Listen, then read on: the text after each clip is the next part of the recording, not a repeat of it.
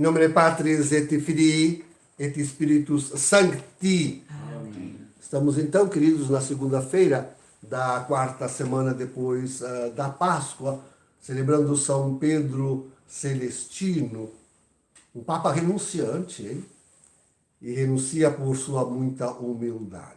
Esse sim foi humilde, hein? Esse foi. Alguns querendo ainda dizer que Francisco foi humilde. Que coisa, que coisa. Mas é importante refletirmos sobre Celestino, sobre Francisco, sobre Bento XVI, que também renunciou, não esquecer esse detalhe. Para estarmos sempre e cada vez mais preparados a sermos igreja em todas as circunstâncias, mesmo em sede vacante, mesmo com um Papa herege, mesmo com continuarmos a ser católicos. Foi uma bela prova que a igreja sofreu agora, nos fins dos tempos, com a usurpação do trono de Pedro por Bergoglio. Vejam, durante estes anos eu tenho batido sempre em duas teclas, isto é, nas provas suficientes. Nós tivemos provas suficientes de que a eleição de Bergoglio foi fraudulenta, infringindo a lei canônica de Universi Dominici Gregis. E por isso foi uma eleição inválida e que tornava sem efeito tudo aquilo que Bergoglio depois veio a fazer. Primeiro ponto, a sua eleição. O segundo ponto são as suas heresias, claras e patentes heresias, que desde Amoris Laetitia, por mais que tenha usado de hipocrisia, está presente, desde Amoris Laetitia, heresia formal. Então, depois de tantas e tantas, cada vez que abria a boca, aquele infeliz daquele homem, Deus tenha piedade da sua alma, fazia uma heresia. O mais interessante é que ele foi avisado, né? E de que eram heresias. Muitos avisaram, né? Tanto publicamente quanto em particular, enviando cartas para ele. Né? Então, ele era consciente de que a igreja não o aceitava, não aceitava as suas heresias. E seja publicamente, seja particularmente por missiva, enfim, se pedia que ele renunciasse, se exigia que ele renunciasse pelo bem da Santa Igreja. Mas ele não amava a Igreja e não amava o papado, como eu cansei de dizer. Pois então, hoje celebramos São Pedro Celestino, que na sua humildade resistiu a aceitar o cargo e depois, não passado muitos meses, renunciou e retirou-se de novo à sua vida de solidão e monástica. Então, é uma grande lição. Olha quanta crise a igreja já atravessou. Quanta crise.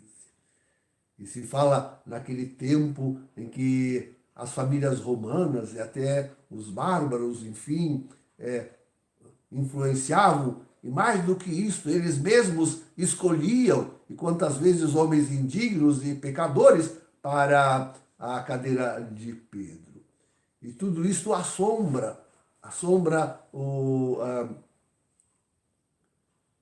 os canonistas, sobretudo os canonistas e os teólogos, né? Que por causa desses eventos acham que a gente tem que segurar numa ficção jurídica, tem que segurar a validade da jurisdição petrina nestes homens de qualquer maneira, de qualquer maneira. Não, que bobagem. A promessa de indefectibilidade da igreja repousa sobre a própria igreja. Quando Jesus diz a Pedro que ele deve, depois de convertido, não antes, não em heresia, não em perversidade, não sem fé, mas depois de convertido, ele devia confirmar os irmãos na fé. Ora, se confirma uma coisa que já existe. A fé na igreja, a fé nos irmãos de Pedro, já é católica, já existe. E o que importa com a confirmação ou sem a confirmação é que que esta fé, a fé católica, continue sobre o mundo. Aqui repousa a indefectibilidade da igreja. Eu já o disse tantas vezes, que enquanto houver um último velhinho ou velhinha católica que foi batizado e que guarda a fé em Jesus e o amor à igreja, os sacramentos, enfim, pronto, ali repousa a igreja indefectível. Ali, naquele fiel, repousa a igreja indefectível.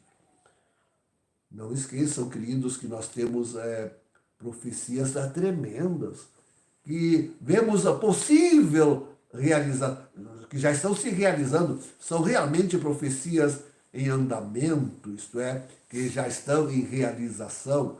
E assim se avisou nas profecias que Roma perderia a fé, que ela seria morada de serpentes, de chacais, e que dali é que reinaria o anticristo, dali, do Vaticano. E isto vai se realizar. Por mais que tenhamos a graça de ter, e ainda há de se examinar isto, é o tempo que o dirá, mas já queremos prelimar a realidade de um Papa verdadeiro, legítimo. Contudo, não desfaz as profecias. Roma perderá a fé. Aliás, já perdeu há muito tempo, e se tornará a sede do anticristo. O que vai acontecer com Leão Leão XIV ainda não sabemos, e é por isso que precisamos ficar atentos. Mas, enfim, a igreja guarde a fé indefectivelmente. Os fiéis, os padres, por mais simples que sejam, bispos, se há algum ainda num rincão que seja deste mundo, mas que guarde a fé católica. Ali reside a indefectibilidade da igreja, que guardará a esperança do retorno de Jesus até vê-lo face a face. Em nome do Pai, do Filho e do Espírito Santo. Amém.